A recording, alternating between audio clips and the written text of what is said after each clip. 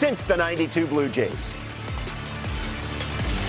Oh, wow, there's so much to like here. Look, for best 40-game starts to a season, they're the 2026 Tampa Bay Rays. And DeRosa, it was Drew Rasmussen, the Rays off to one of their best 40-game starts ever. And if you think of, you know what I was thinking about? If you think of base running as a plus or an extra to a game, watch Chandler Simpson change the entire complexion of the, right? Yeah. Entire complexion of the game with his speed and his base running acumen. What do you think? He was forced to leave last night's game. He was limping a little bit. So was it a cramp? But Max said he's okay. He said it's a cramp. He's going to have an off day here anyways today because of the matchup, so should be good to go, Robert. They can't afford to lose him. I'm done with the narrative like they're this cute little underdog. No. Yeah.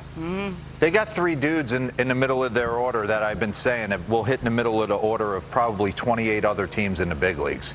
And if Chandler Simpson's going to perform the way he is and Drew Rasmussen's going to throw the ball the way he's capable of throwing and Brian Baker has now become some version of a lockdown closer, they're a massive problem for the foreseeable future. So I want to deep dive this game. Robert and Lauren, do you have your sunscreen with you? Always. Always. I have it on. Then run the open.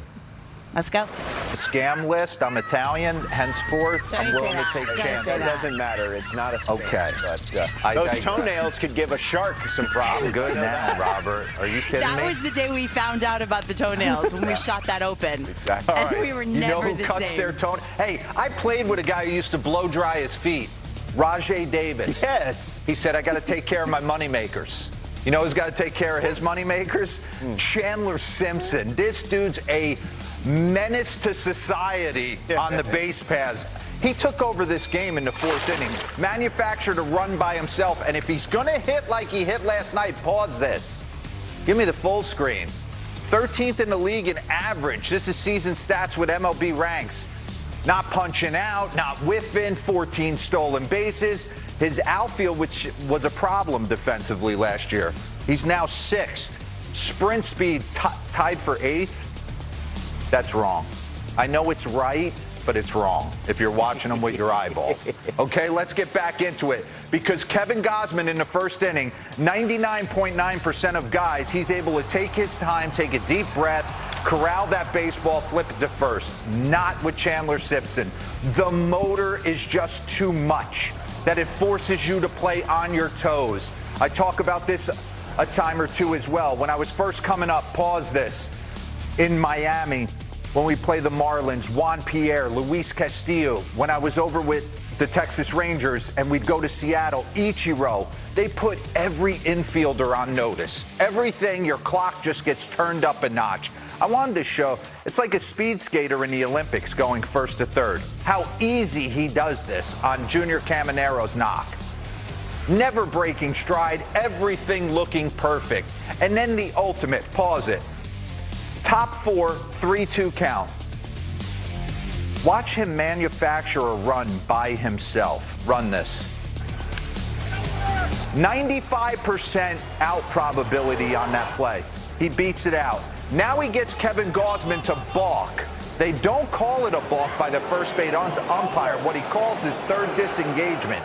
Either way, he's going to 2nd. Now I'm stealing 3rd, yard sale into the outfield, and I generated a run by hitting a number to the first baseman with Junior Caminero at the plate. So just constant problems and putting Toronto on the defensive, and he knows it.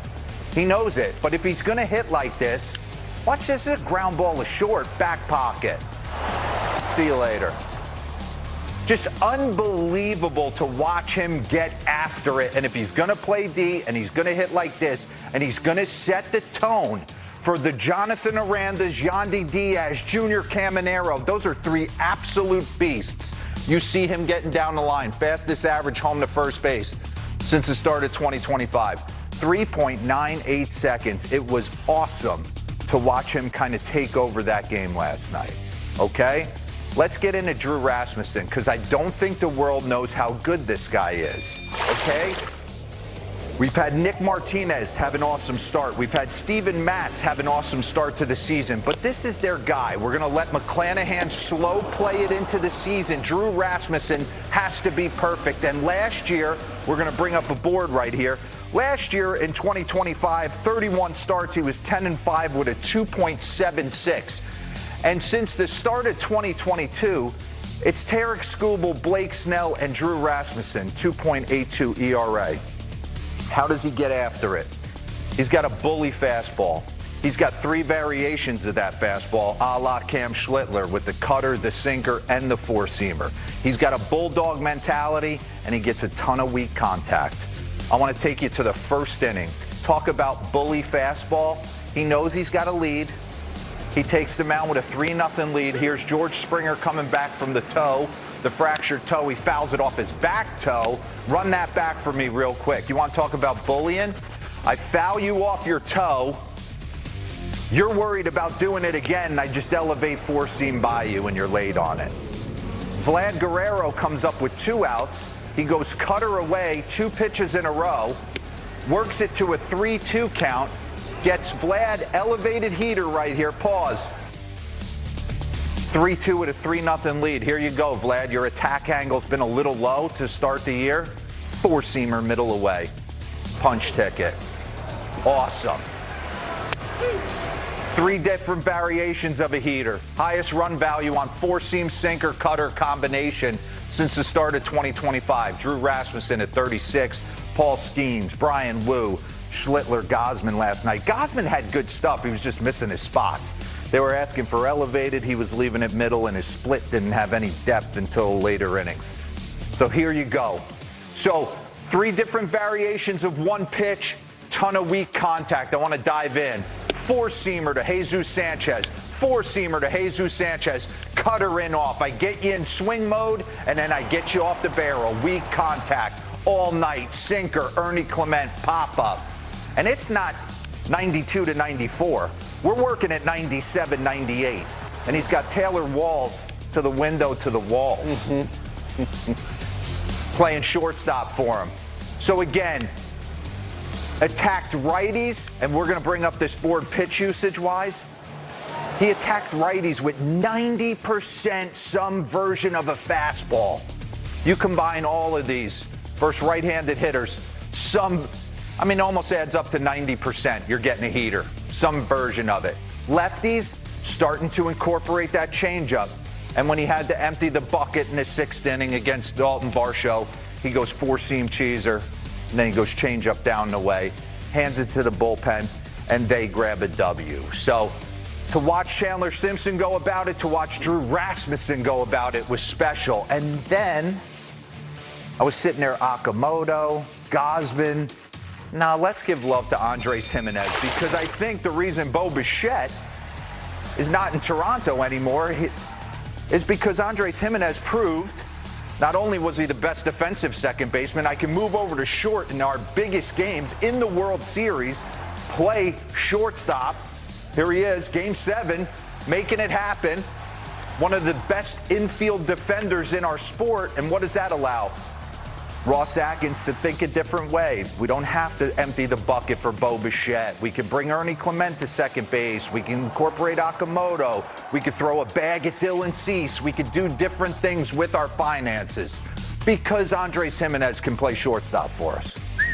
Infield fielding run value leader since the start of 2022. And I know a lot of this he accrued at second base, but you can't deny it, right? One of the best there is at picking the baseball. But last night it was the offense in a big way. Drew Rasmussen made one bad pitch.